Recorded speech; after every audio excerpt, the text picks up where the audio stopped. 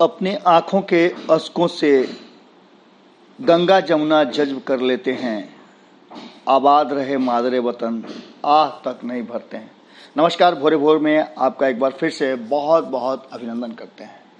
जैसा कि आप सभी जानते हैं कि बिहार की राजनीति में चुनावी सरगर्मी बढ़ गई है और इस चुनावी सरगर्मी को और ज़्यादा बढ़ा दिया है उन दलों ने जो खुद अपने बदौलत इस चुनावी समर में एक नया खेल पैदा कर दिए हैं, या फिर कहा जाए तो वो एक नई दिशा देने की तैयारी में लग गए हैं। आपको बता दें कि लगातार एलजेपी के सुप्रीमो चिराग पासवान के फैसले को लेकर के कई तरह की बातें सामने आ रही हैं। उन्होंने बहुत पहले इस बात का फैसला कर दिया था कि यदि उन्हें उचित सम्मान नहीं मिला तो वो अपने फैसले खुद लेने के लिए स्वतंत्र हो जाएंगे।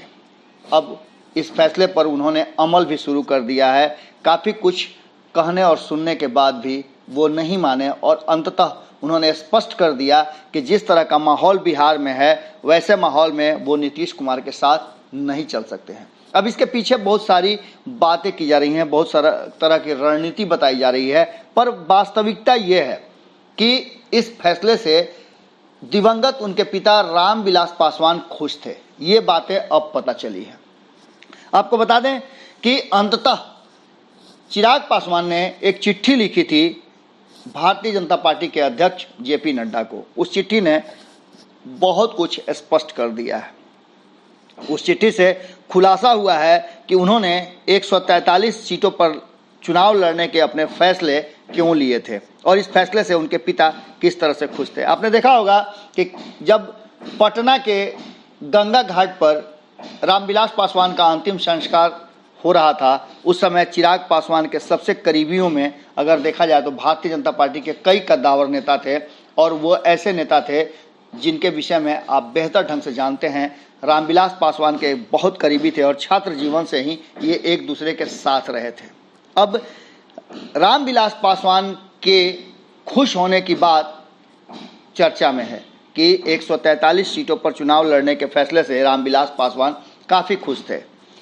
आखिर ऐसा क्यों था और 143 सीटों पर चुनाव लड़ने के फैसले की जानकारी जेपी नड्डा को पत्र के माध्यम से चिराग पासवान ने क्यों दिया? इतना ही नहीं, चिराग पासवान के साथ कई ऐसे नेता हैं जो लगातार भारतीय जनता पार्टी के साथ रहे हैं पर अब चिराग पासवान की पार्टी से वो चुनाव लड़ रहे हैं। इन सब बातों को लेकर के क्यों ये फैसला लेने के लिए बाध्य होना पड़ा चिराग पासवान को, उन्होंने स्पष्ट तौर पे ये बातें लिखी है। चिराग पासवान ने अपनी चिट्ठी में इस बात की चर्चा की है कि जब लोकसभा चुनाव में सीट शेयरिंग का समझौता हो रहा था तब ये बातें पूरी तरह से तय कर ली गई थी भारतीय जनता पार्टी और एलजेपी के बीच में कि 6 सीटें और राज्यसभा का सीट 1 दिया जाएगा एलजेपी को। इन सब बातों को लेकर के जिस तरह की बातें सामने आई, उन सब के बाद जब फैसले अंतिम दौर में चले गए तो नीतीश कुमार ने इस पर मुहर नहीं लगाया था। भारतीय जनता पार्टी के राष्ट्रीय अध्यक्ष जेपी नड्डा से कई बार मुलाकात करने के बाद भी, इसके साथ गृह मंत्री अमित शाह के साथ भी मुलाकात हुई, इसके बावजूद एनडीए से एलजेपी बिहार में अलग हो गई और यह चिट्ठी तब दी गई थी जब रामविलास पासवान जीवित थे। इस चिट्ठी में चर्चा करते हुए लोकसभा में उनके पिता को एक राज्यसभा की सीट दिए जाने पर लगातार भारतीय जनता पार्टी ने जब जब सवाल पूछा तो नीतीश कुमार चुप रहे। रामविलास पासवान की बात करें तो राज्यसभा सांसद नियुक्त हो रहे थे तो रामविलास पासवान, उनकी चाहत थी कि नीतीश कुमार भी उसमें हामी भरें, लेकिन नीतीश कुमार को बहुत मनाने के बाद भी वो नहीं मान रहे थे। अंततः बाद में वो भारतीय जनता पार्टी के दबाव में साथ आए। चिट्ठी में यह भी लिखा है कि जब बिहार में मंत्रिमंडल का गठन हो रहा था तब भी इस बात को लेकर के कहा गया था कि मंत्रिमंडल में एलजेपी को जगह जरूर दी जाए। इन सब बातों को दरकिनार करते हुए नीतीश कुमार ने कहा कि यदि आपके परिवार से कोई होता तो उसे मंत्रालय में जरूर शामिल किया जाता। आप क्यों, जो कि बातें चिराग पासवान ने उस चिट्ठी में लिखी है वो काफ़ी नीतीश कुमार के खिलाफ जा रही हैं, क्योंकि चिराग पासवान ने साफ तौर पे कहा है कि सवर्णों को लेकर नीतीश कुमार ने कई तरह से बातें की थी और तंज तक कसा था। उन्होंने साफ तौर पे कहा था कि आप क्यों ठाकुर ब्राह्मण और भूमिहारों का मंत्री बने हुए हैं, क्यों चाहते हैं कि ऐसे लोगों को इस समाज को प्रतिनिधित्व दिया जाए। अब आप समझ सकते हैं कि ये मामला किस ओर जा रहा है। भारतीय जनता पार्टी का जिस तरीके से विस्तार हुआ बिहार में, उसे लेकर के भी चिराग पासवान ने साफ तौर पे कहा है कि कई बार उन्होंने स्पष्ट तौर पे मीडिया के सामने भी कहा था और ये बातें चर्चा में भी थी कि चिराग पासवान चाहते हैं कि भारतीय जनता पार्टी अपने मुख्यमंत्री का चेहरा सामने प्रोजेक्ट करे और वो खुलकर उसका समर्थन करें। जिस तरीके से मुख्यमंत्री नीतीश कुमार ने रामविलास पासवान की तबीयत खराब होने के दौरान कई बार पत्रकारों से और आम लोगों से पूछे जाने पर साफ तौर पे इनकार कर दिया कि उन्हें इस बात की जानकारी नहीं है और उससे किनारा करते रहे, वहीं प्रधानमंत्री नरेंद्र मोदी से लेकर के अमित शाह और अन्य कई राजनीतिक दलों से जिनसे कि उनका वैचारिक मतभेद भी था, वो भी हालचाल पूछते रहे। यहाँ तक कि जीतन राम मांझी ने भी पूछा, पर जिस तरीके से मीडिया में बयान दिया नीतीश कुमार ने, उनको पता नहीं है, ये असंवेदनशील है और ऐसी बातें एक साथ रह करके हमारे लिए दुखद है। ऐसे व्यक्ति के साथ हम साथ नहीं चल सकते हैं।